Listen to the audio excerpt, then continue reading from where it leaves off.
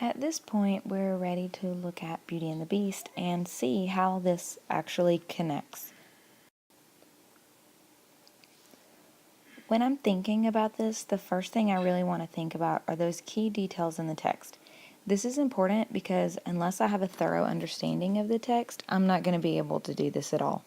So there's the obvious, the once prince, now ugly monster who got that way because a witch changed him. Next is the quest. Belle goes on the quest for her father, which turns out to teach her this lesson about love and kindness and all of that. And speaking of love, there's that rose that tracks the life of the beast and whether or not he gets to return to the prince he once was. So if I'm looking at illusion and archetype, which I am because my teacher built that into the lesson, I'm looking for references to other stories and repeating or recognizable patterns, plot lines, situations, those sorts of things.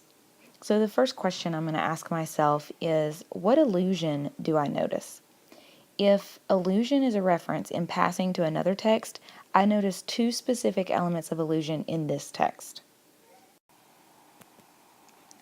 The first element is to Macbeth. And in Macbeth, there is this part where I think Lady Macbeth is trying to get her husband to kill the king. It's an interesting parallel in the story. Gaston is trying to rile up the townspeople and get them to go with him to kill the beast. Of course, the real reason he wants to go is to win Belle's love, but that's a whole different story and a whole different element of the principle here. But I know that at this one particular part of it, the Gaston is actually talking, they're arguing, and he says, screw you courage to the sticking place. And in that reference, it is that reference because Gaston is trying to rile up the community, just as Lady Macbeth did her husband. The second piece that really stands out is also Shakespeare. Let's see, toward the end of the film, they're singing that song Human Again, and there's the reference there to Romeo and Juliet. And you can't really see the book that she's reading. There's only in the very beginning they focus on the book she's reading, but at the end, rather than focus on the book she's reading, you sort of hear this fade in on the sentence that she says, and that sentence says, and never was a story of more woe than that of Juliet and her Romeo. So the sentence that Belle is reading, I could probably type this correctly, that'd be good.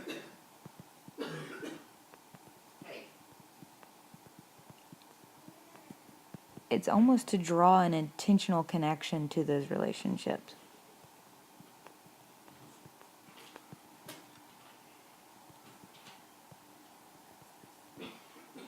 And even the fact that they have that forbidden love, I think.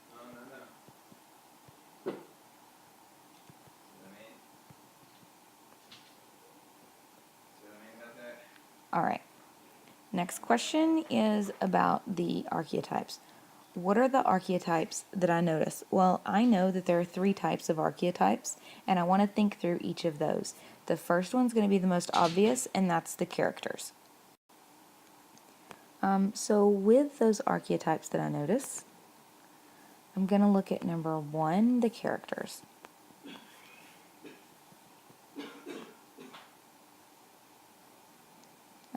I know that those common ones are the hero, the scapegoat, the outcast, the mentor, the temptress, the villain, all of those. But I'm going to say that definitely the heroine is Belle. She rescues the beast. She ultimately saves her father and she saves the beast. Her name means beauty, so there's another one to think about. She's also the beautiful maiden, the young maiden.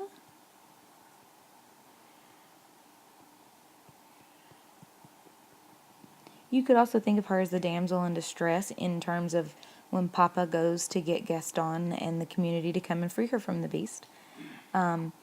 There's also the outcast. So that really kind of helps there to recognize that he's not just outcast because of his looks, but he physically is an outcast living away from the community. The villain, the witch in the very beginning, she is who turned him into the beast because of his personality so that she might teach him a lesson. No, we don't climb on the stairs. And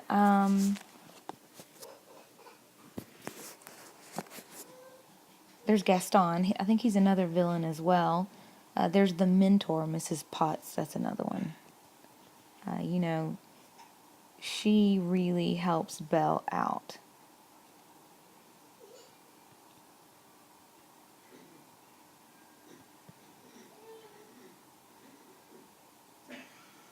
I think you're starting to see how this one works. The next one, though, that I want to think about is the plot, the storyline, the situation. Those are things like a newcomer to town, the quest, the fall, the death and rebirth. And I've already told you answers in just giving the different situations that we have. The most obvious archetype of the plot would be the hero's quest. Belle takes this journey to get her father. So I'm going to go ahead and put that down because you can recognize that, and I should probably give you your heading here as well, the situation or the plot.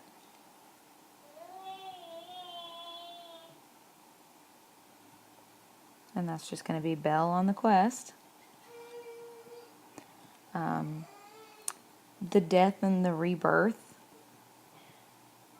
of the beautiful beast/prince.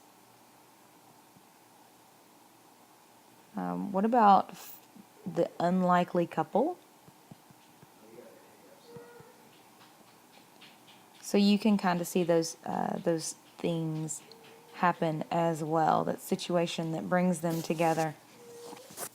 Another thing that I want to think about is the symbols. And in this one, the symbolism that's really obvious here is good versus evil. And it's not just good versus evil, but you also see a lot of dark versus light, actually.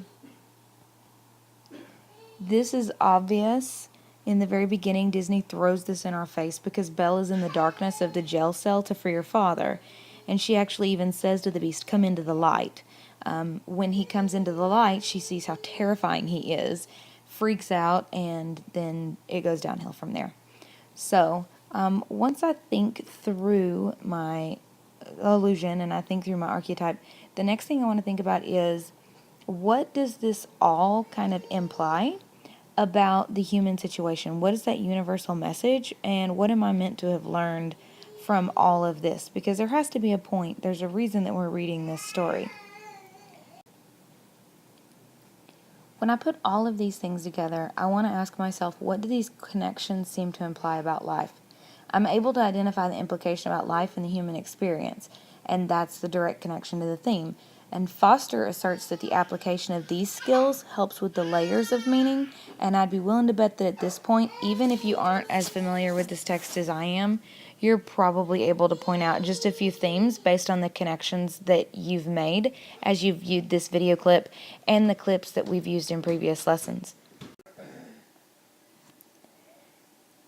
So, with that said, I keep coming back to the topics that we've addressed. We've talked about love, we've talked about appearances, we've talked about kindness, and I'm going to come back to that idea that steadfast love can overcome all obstacles. His looks, Gaston's will to kill, or even his death and rebirth at the end. And did that seem a little bit like biblical allusion to you too? Because that really wasn't a mistake. So again, if I'm coming back to the topic of love, I'm going to go right back to that theme that I was working with about steadfast love. And then I'm just going to kind of write that out so that I can remember it. Steadfast love can overcome all obstacles. I've built my layers of understanding. I've thought about those illusions and those connections, and I really see the layers of what has happened between this beast and Belle. I've seen her as his savior. She's a Christ figure, and we've moved beyond that in the story. So at this point, we're going to kind of wrap it up and bring it back to that big secret of intertextuality. We've thought through Beauty and the Beast. We've used our guided questions about illusion and archetype and getting us straight to the theme with that central message. If you have any questions, feel free to call your teacher over. We do have a prepared model on Kitty and Mac that we can look at as a class. And then, of course, you're going to apply intertextuality to the Scarlet Letter. It's now time for you to move into Canvas and complete your JRC on intertextuality. You're going to complete those essential questions, the reflection, and of course the assessment in which you explain how intertextuality occurs between the Scarlet Letter and any other two texts that you can think of. You must include illusion and archetype in your connections that you are making. Good luck, and if you have any questions, feel free to ask your teacher.